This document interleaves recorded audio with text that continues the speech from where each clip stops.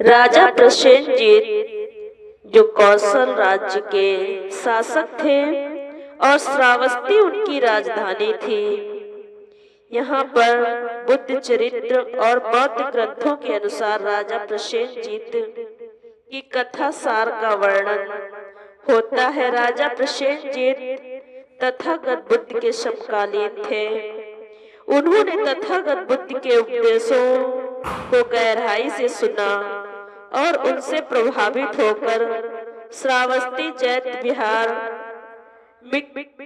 जा करके निर्माण सहयोग में कार्य किया।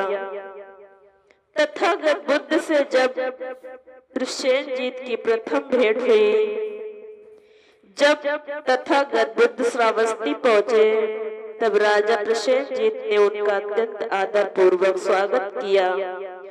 उन्होंने बुद्ध से धर्म के विषय में प्रश्न किए, जैसे कि सच्चा धर्म क्या है, कौन व्यक्ति वास्तव में श्रेष्ठ कहलाता है। बुद्ध ने उन्हें बताया कि श्रेष्ठता जन्म से नहीं बल्कि कर्म से होती है। ये उपदेश राजा को बहुत प्रिय लगा और उन्होंने बुद्ध को राजगुरु का सम्मान दिया। राजा की धर्म श्रद्धा प्रसेनजीत ने बुद्ध के प्रति गहरी श्रद्धा रखे हुए अवसर पाकर बुद्ध विहार जाकर उपदेश सुनते और बुद्ध से राजधर्म और आत्म संयम पर चर्चा करते। उन्होंने अपने दरबार में भी बौद्ध शिक्षाओं को स्थान दिया, प्रजा को नैतिक जीवन का मार्ग दिखाया। राजा प्रसेनजीत की पुत्री बसपा थी जो शाक्य वंश में विवाहित थी। उनके पुत्र विरुडक ने बाद में शाक्य पर आक्रमण कर दिया और उनको पराजित किया। लेकिन उस समय तथागत बुद्ध राजा प्रसेनजीत को पहले ही चेता चुके थे कि अहंकार और जाति गौरव का परिणाम दुखद होता है।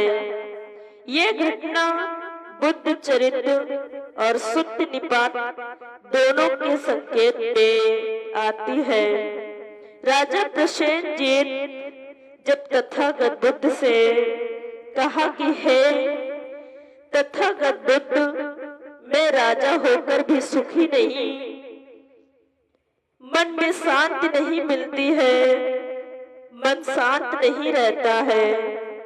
तब तथागत बुद्ध ने कहा, राजन, जब तक व्यक्ति में इच्छा और मोह बना रहता है, तब तक वह चाहे राज सिंहासन पर बैठे या मन में दुखी ही रहेगा। ये उपदेश सुनकर राजा ने कहा, आज मुझे सच्चा सुख मिला है।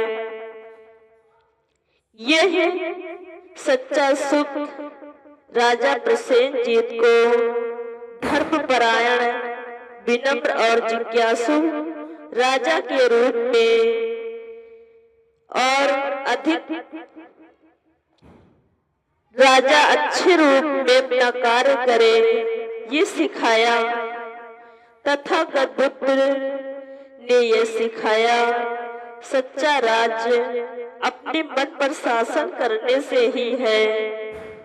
जब मन अपने आप में काबू पर रहेगा तो हर कार्य सफल होते हैं।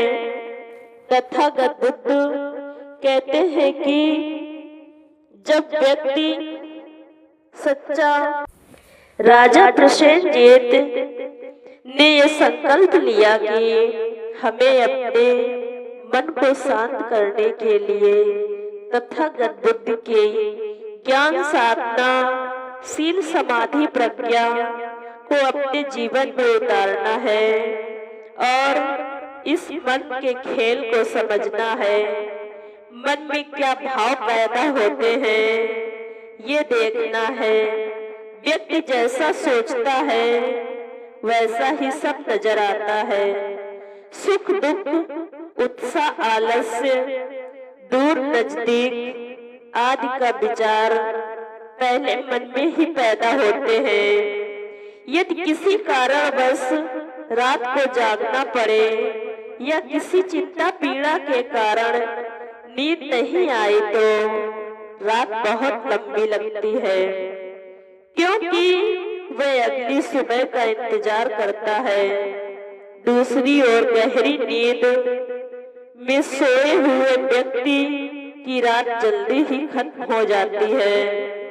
रात कैसे बीत जाती है इसका उसको एहसास ही नहीं होता। रात की समय अवधि तो दोनों के लिए समान ही है। रात वही है लेकिन दोनों के मनोभावों को अलग अलग है। पैदल यात्रा कर रहे थके मांदे राहगीर के लिए एक योजन भी लंबी हो जाती है। दूरी तो वही है लेकिन थकान से भरे मनोभाव के कारण योजन बड़े हो जाते हैं। थकान, निराशा, दुख, चिंता से दूरी लंबी हो जाती है। यही तथागत बुद्ध ने उदाहरण के रूप में राजा प्रसेनजीत को बताया कि जब आप अपने मन से विकारों को दूर करेंगे तो आप अपने राज्य का संचालन अच्छे से कर पाएंगे और प्रजा भी आपसे सुखी रहेगी। तभी राजा प्रसेनजीत ने संकल्प लिया और तथागत बुद्ध के कहे अनुसार चल पड़े।